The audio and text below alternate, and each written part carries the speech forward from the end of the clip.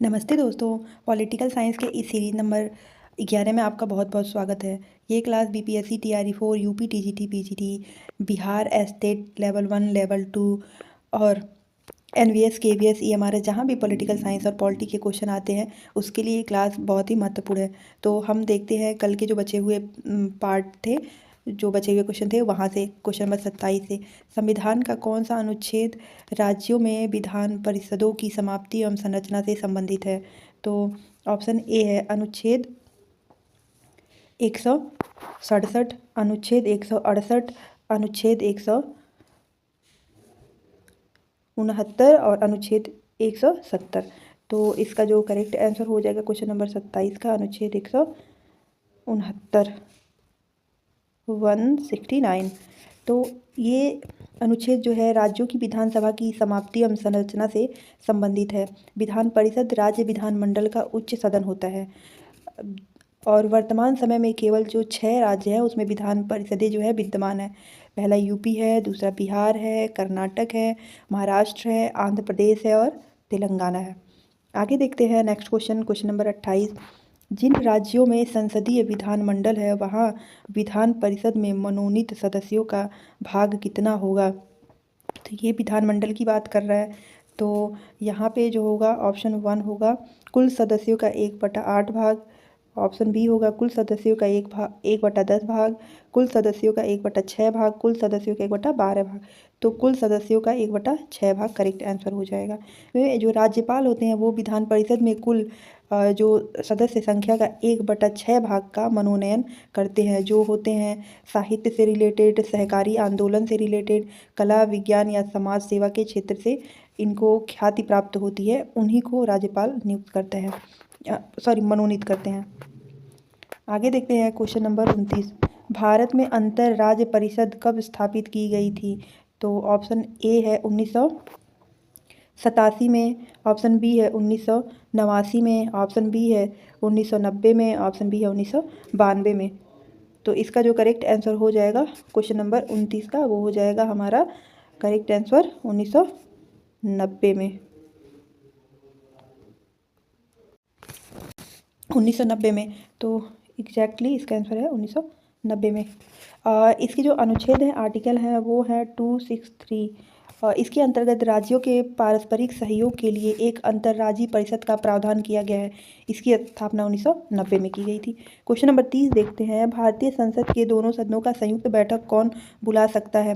Option A है राष्ट्रपति, option B है प्रधानमंत्री, ऑप्शन सी है लोकसभा अध्यक्ष, ऑप्शन डी है लोकसभा के अध्यक्ष की सहमति से उपराष्ट्रपति। तो इसका करेक्ट आंसर हो जाएगा हमारा ऑप्शन ए राष्ट्रपति। जो भारतीय संविधान के अनुच्छेद 108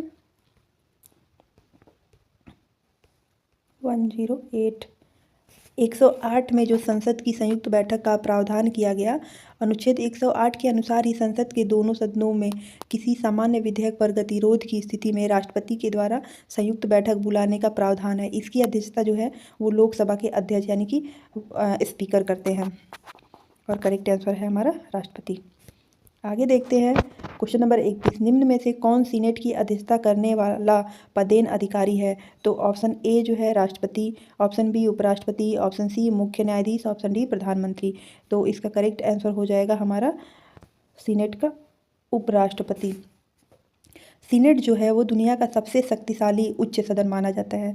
सीनेट में अमेरिका के प्रत्येक राज्यों में से 2 सदस्य लिए जाते हैं। जो सीनेट है वो राज्यों का प्रतिनिधित्व करती है, लोगों का नहीं। सीनेट एक स्थायी सदन है। इसके सदस्यों का कार्यकाल 6 वर्ष होता है और सीनेट के 1/3 सदस्य प्रत्येक दूसरे वर्ष अवकाश प्राप्त करते हैं। सीनेट की अध्यक्षता करने वाला पदेन अधिकारी उपराष्ट्रपति होता है। यानी कि जैसे अपने यहाँ इंडिया में है, ये तो यूएसए की बात हो रही है, अमेरिका की, वहीं ऐसे ही अपने यहाँ जो है वो राज्यसभा है,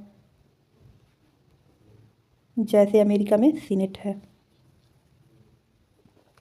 आगे देखते हैं क्वेश्चन नंबर 32।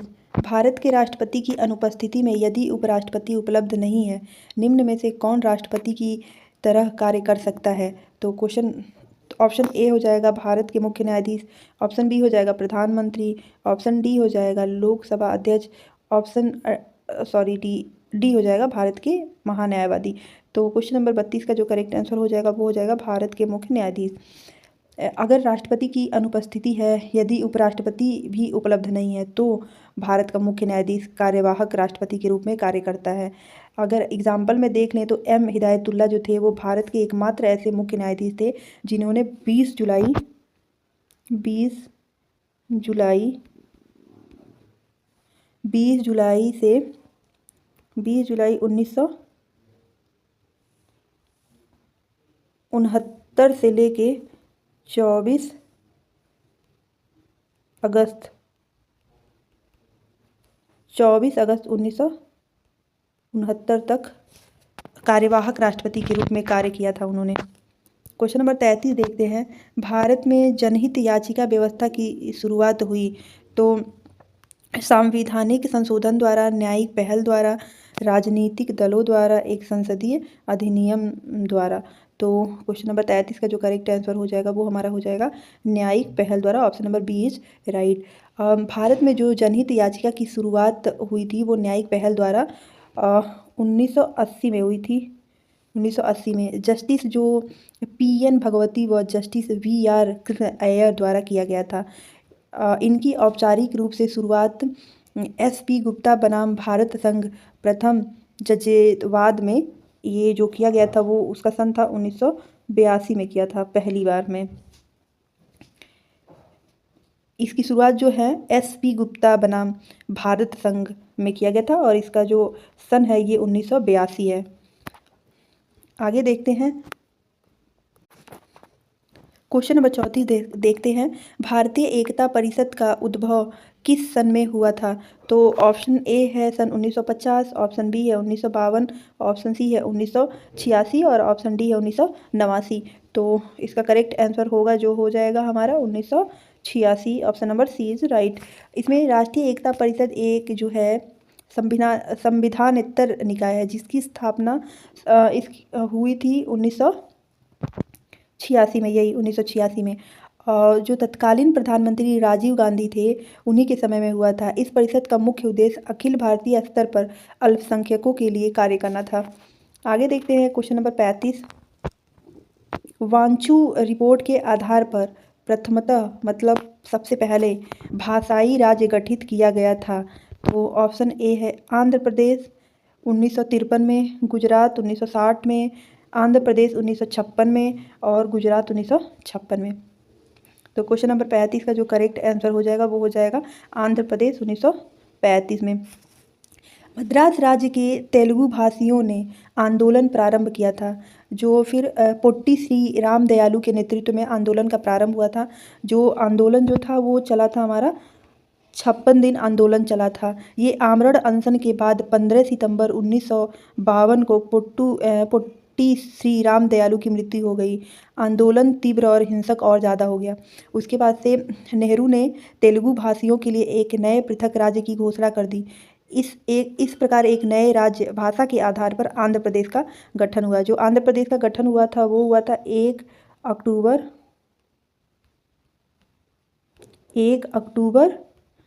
1953 को, 1953 को। आंध्र प्रदेश राज्य के गठन के बाद भाषा के आधार पर अन्य राज्यों को गठित करने की मांग जोर पकड़ ली और प्रधानमंत्री नेहरू ने 2 दिसंबर 1953 को संसद में कहा कि एक समिति का गठन किया जाएगा जिसका उद्देश्य भारतीय संघ के राज्यों के पुनर्गठन पर गंभीरतापूर्वक तथा बिना किसी पक्षपात के विचार करना होगा। न्यायमूर्ति जो उस समय थे वो फजल अली की अध्यक्षता में एक राज्य पुनर्गठन आयोग का गठन हुआ था। इस आयोग के अन्य जो सदस्य थे वो हृदयनाथ कुंज थे, सरदार AK पडिक्कर थे और इस आयोग ने अपनी रिपोर्ट जो थी भारत सरकार को 30 दिसंबर 1955 को प्रस्तुत की थी। और ये पीछे की कहानी है आंध्र प्रदेश भाषा के आधार पर राज्य गठित होने का। आगे देखते हैं क्वेश्चन नंबर 36। क्वेश्चन नंबर 36 में संविधान की किस अनुसूची में केंद्र और राज्य के मध्य शक्तियों का विभाजन उपबंधित है? तो ऑप्शन ए है 5वीं अनुसूची में, ऑप्शन बी है 6ठी अनुसूची में, ऑप्शन सी है 7वीं अनुसूची में और ऑप्शन डी है 8वीं अनुसूची में। तो इसका जो करेक्ट आंसर हो जाएगा वो हो जाएगा ऑप्शन सी 7वीं अनुसूची में। जो संविधान में कुल जो है वो 12 अनुसूचियां हैं, 12। और जिसमें से जो 7वीं अनुसूची है उसमें शक्तियों का विभाजन किया गया है, और वे शक्तियों का जो विभाजन है वो 3 प्रकार का है। पहला जो है वो हमारा हो जाएगा संघ सूची, दूसरा है राज्य सूची, और तीसरा है समवर्ती सूची।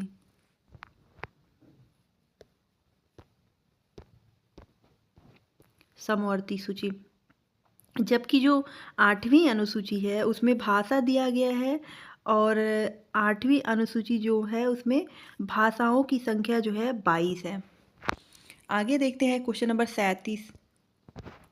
निम्न में कौन सी संघ की सर्वाधिक महत्वपूर्ण विशेषता मानी जाती है? तो ऑप्शन ए है जो एकल नागरिकता है, ऑप्शन बी जो है वो कमजोर न्यायपालिका है, ऑप्शन सी लचीला संविधान है, ऑप्शन डी संघ राज्य के बीच शक्ति विभाजन है। तो क्वेश्चन नंबर जो 37 है उसका करेक्ट आंसर हो जाएगा हमारा संघ राज्य के बीच शक्ति विभाजन। ये जो सर्वप्रथम अमेरिकी संविधान में इसका उल्लेख मिलता है जो है 1787 में मिला था अमेरिकी संविधान में। जो वर्तमान में भारत सहित अनेक देशों में संघीय व्यवस्था विद्यमान है जिसकी अनेक विशेषताएं हैं, जिसमें संविधान की सर्वोच्चता है, शक्तियों का विभाजन है, स्वतंत्र न्यायपालिका है, दोहरी नागरिकता है, केंद्र और इकाइयों के लिए अलग अलग सरकारें हैं। तो क्वेश्चन नंबर आगे देखते हैं, क्वेश्चन नंबर 38 में अनुच्छेद 21A जो शिक्षा के अधिकार से संबंधित है को भारतीय संविधान में जोड़ा गया, यानी कि यहाँ पे हमारा संविधान संशोधन पूछ रहा है। ऑप्शन ए है जो 85वें संविधान संशोधन द्वारा, ऑप्शन बी 86वें संविधान संशोधन द्वारा, 87वें संविधान संशोधन द्वारा, और 88वें संविधान संशोधन द्वारा। तो इसका जो करेक्ट आंसर हो जाएगा वो हमारा हो जाएगा क्वेश्चन नंबर 38 का ऑप्शन बी 86वें संविधान संशोधन द्वारा, यानी कि 86वें संविधान संशोधन द्वारा। ये जो संविधान संशोधन हुआ था ये हुआ था 2002 में, और इसमें जो है आर्टिकल 21A के तहत शिक्षा के अधिकार के प्रावधान को जोड़ा गया, जिसके अंदर में 6 से लेके 14 वर्ष के बच्चों का जो था वो शिक्षा जो था निःशुल्क और अनिवार्य था। ऑप्शन क्वेश्चन 39 देखते हैं। किस वर्ष सूचना का अधिकार अधिनियम पारित हुआ था? तो ऑप्शन ए है 2001 में, ऑप्शन बी है 2004 में, ऑप्शन सी है 2005 में, ऑप्शन डी है 2002 में। तो 39 का जो करेक्ट आंसर हो जाएगा वो हो जाएगा 2005 में। इसमें ये 12 मई 2005 था, इसका डेट भी आप नोट कर सकते हो, 12 मई 2005। और ये 12 अक्टूबर 2005 से पूरे देश में लागू हो गया था। 12 अक्टूबर से 2005 से पूरे देश में लागू हो गया था सूचना का अधिकार। तो लागू होना अलग डेट है, और सूचना का अधिकार जो है वो सूचना का अधिकार अधिनियम जो है वो अलग है। आगे देखते हैं क्वेश्चन नंबर 40। निम्न में से कौन सी मूल अधिकार श्रेणी छुआछूत विलोपन करती है? तो ऑप्शन ए स्वतंत्रता का अधिकार, ऑप्शन बी समानता का अधिकार, ऑप्शन सी धार्मिक स्वतंत्रता का अधिकार, ऑप्शन डी शोषण के विरुद्ध अधिकार। तो क्वेश्चन नंबर 40 का जो करेक्ट आंसर हो जाएगा वो हमारा हो जाएगा ऑप्शन नंबर बी समानता का अधिकार। इसमें जो है समानता के अधिकार के अंतर्गत अस्पृश्यता के अंत का अधिकार शामिल है। समानता के अधिकार के अंतर्गत निम्नलिखित और भी अधिकार शामिल है, जैसे विधि के समक्ष समानता एवं विधियों का समान संरक्षण। फिर हो जाएगा वंश, मूल, जाति, लिंग, जन्म के स्थान पर जो भेदभाव होता है उसका प्रतिषेध, और फिर अस्पृश्यता का अंत। इस समानता के अधिकार में ये सारे आते हैं। क्वेश्चन नंबर जो है वो 41 देखते हैं। किसी व्यक्ति को उसके जीवन तथा व्यक्तिक स्वतंत्रता से विधि द्वारा स्थापित प्रक्रिया को छोड़कर अन्य किसी प्रकार से वंचित नहीं किया जा सकता। भारतीय संविधान के किस अनुच्छेद में यह प्रावधान किया गया है? तो ऑप्शन ए हो जाएगा अनुच्छेद 19, ऑप्शन बी हो जाएगा अनुच्छेद 20, ऑप्शन सी हो जाएगा अनुच्छेद 21 और ऑप्शन डी हो जाएगा अनुच्छेद 22।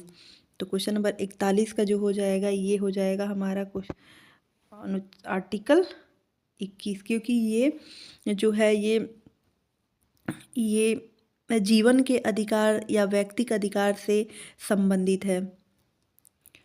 आगे देखते हैं क्वेश्चन नंबर 42। हमारे संविधान के भाग 3 में उपबंधित धर्म की स्वतंत्रता का अधिकार की अभिव्यक्ति किस प्रकार की है? तो ऑप्शन ए है नकारात्मक, ऑप्शन बी है सकारात्मक, ऑप्शन सी है इनमें से दोनों और इनमें से कोई नहीं। तो ऑप्शन 42 का जो करेक्ट आंसर हो जाएगा वो हो जाएगा हमारा सी, इनमें से दोनों। इसके देखते हैं इसके एक्सप्लेनेशन में कि हमारे संविधान में जो है वो भाग 3 में मौलिक अधिकार दिए गए हैं। इसके तहत अनुच्छेद 25 से अनुच्छेद 28 तक कोई भी व्यक्ति किसी भी धर्म को मान सकता है और उनका प्रचार प्रसार कर सकता है, ये मान्यता दी जाती है। यह अवधारणा समय के अनुसार सकारात्मक और असमय के अनुसार नकारात्मक दोनों हो सकती है।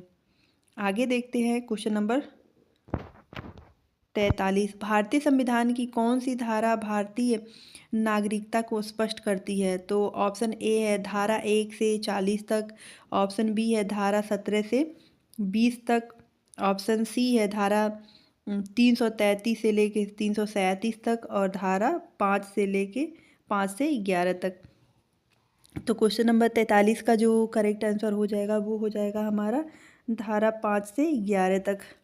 इसमें जो भारतीय संविधान के भाग 2 में अनुच्छेद 5 से 11 तक नागरिकता से संबंधित प्रावधान का उपबंध किया गया है। इसका ये जो है भाग 2 में इसका है नागरिकता भाग 2। आगे देखते हैं क्वेश्चन नंबर 44। राज्य के नीति निर्देशक सिद्धांत का मुख्य उद्देश्य है देश में राजनीतिक प्रजातंत्र की स्थापना करना। ऑप्शन बी हो जाएगा देश में सामाजिक एवं आर्थिक प्रजातंत्र की स्थापना करना। ऑप्शन सी हो जाएगा लोगों के नैतिक एवं उच्च आचरण को प्रोत्साहन देना। ऑप्शन डी हो जाएगा देश में पुलिस राज्य की स्थापना करना। तो 44 का जो करेक्ट आंसर हो जाएगा वो हमारा हो जाएगा देश में सामाजिक एवं आर्थिक प्रजातंत्र की स्थापना करना, ऑप्शन नंबर बी। जो भारतीय संविधान में नीति निर्देशक तत्व है वो भाग 4 में है। भाग 4 में है और जो इसका आर्टिकल है वो है 36 से 51 तक।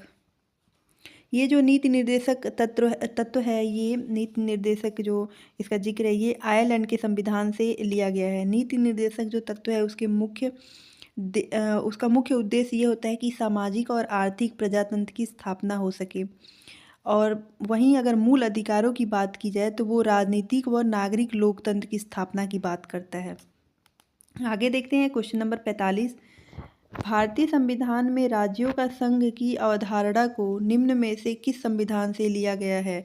तो ऑप्शन ए है संयुक्त राज्य अमेरिका, ऑप्शन बी है कनाडा, ऑप्शन सी है आयरलैंड और ऑप्शन डी है फ्रांस। तो इसका करेक्ट आंसर हो जाएगा हमारा ऑप्शन नंबर बी, कनाडा से। भारतीय संविधान में राज्यों का संघ की जो अवधारणा है वो कनाडा के संविधान से लिया गया है। संविधान के पहले ही अनुच्छेद में भारत को संघ राज्य घोषित करते हुए कहा गया कि भारत अर्थात इंडिया राज्यों का संघ होगा। ये हमारे अनुच्छेद नंबर 1 में ही है। आगे देखते हैं क्वेश्चन नंबर 46। भारतीय संविधान के किस भाग में मौलिक अधिकारों के विवरण दिए गए हैं? तो ऑप्शन ए जो है ऑप्शन ए भाग 1, ऑप्शन बी भाग 2, ऑप्शन सी भाग 3 और ऑप्शन डी भाग 4। तो जो मौलिक अधिकार हैं वो हमारे भाग 3 में वर्णित हैं मौलिक अधिकार।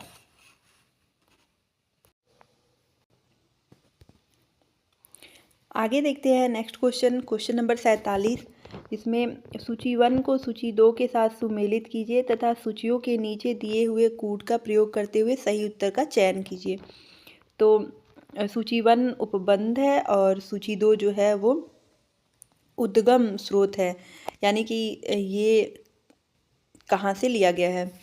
तो समवर्ती जो सूची है वो हमारा कहाँ से ली गई है। समवर्ती सूची जो है वो हमारे ऑस्ट्रेलिया से ली गई है। तो ऑप्शन जो ए है उसका 4 आंसर हो जाएगा।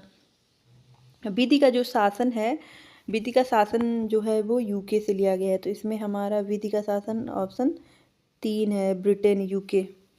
और नीति निर्देशक जो तत्व हैं वो लिए गए हैं आयरलैंड से। तो इसको हम इससे मैच करा देते हैं। जो विधि द्वारा स्थापित प्रक्रिया है वो जो है वो जापान से लिया गया है। तो डी का जो हो जाएगा वो ए हो जाएगा लास्ट, और ए का जो है वो 4 हो जाएगा। तो आगे देखते हैं।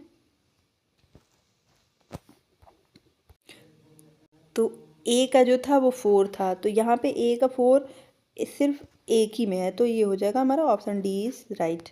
आगे देखते हैं क्वेश्चन नंबर 48। निम्न में से कौन सा शब्द संविधान में समाविष्ट नहीं है। तो पंथ निरपेक्ष, ऑप्शन ए पंथ निरपेक्ष, ऑप्शन बी संघीय, ऑप्शन डी प्रजातांत्रिक, ऑप्शन डी समाजवादी। तो इसमें कौन सा शब्द जो है वो नहीं है। तो हमारा जो है संघीय जो है वो नहीं है। इसमें हमारे जो प्रस्तावना हमारे जो संविधान का है वो कुंजी होती है। तो 42वें संविधान संशोधन अधिनियम जो है वो आई थी, 42वां संविधान संशोधन 1976 में हुआ था। उसमें उसी के द्वारा प्रस्तावना में समाजवादी, पंथ निरपेक्षता एवं अखंडता शब्द को उसमें सम्मिलित किया गया था। संघीय जो शब्द का वर्णन है वो हमारे संविधान में नहीं मिलता है। आगे देखते हैं क्वेश्चन नंबर 49। भारतीय संविधान वकीलों का स्वर्ग है, किसका कथन है। तो ऑप्शन ए है जो Jawaharlal Nehru, option B Jenning, option C K C Wheare, option D A V. Dicey. तो क्वेश्चन नंबर 49 का करेक्ट आंसर हो जाएगा हमारा जेनिंग साहब हो जाएंगे। जो भारतीय संविधान की आलोचना करते हुए जेनिंग ने उसे वकीलों का स्वर्ग की संज्ञा दी है। भारतीय संविधान को उधारों का थैला भी कहा जाता है, क्योंकि इसके अधिकांश भाग जो है वो अलग अलग देशों से लिए गए हैं। आगे देखते हैं क्वेश्चन नंबर 50। भारतीय संविधान की समवर्ती सूची में निम्नलिखित में से क्या शामिल है। तो ऑप्शन ए है जो जनसंख्या नियंत्रण एवं परिवार नियोजन, ऑप्शन बी है आर्थिक एवं सामाजिक योजना, ऑप्शन सी है लोक व्यवस्था, ऑप्शन डी है विवाह एवं विवाह विच्छेद। तो क्वेश्चन नंबर 50 का जो करेक्ट आंसर हो जाएगा वो हो जाएगा हमारा लोक व्यवस्था। इसमें भारतीय संविधान की 3 अनुसूचियों का उपबंध किया गया है। जो संघ सूची पर केंद्र सरकार को विधि बनाने का मतलब निर्माण और शक्ति प्राप्त है। राज्य सूची के विषय पर राज्यों को विधि बनाने और उसका निर्माण करने की शक्ति प्राप्त है।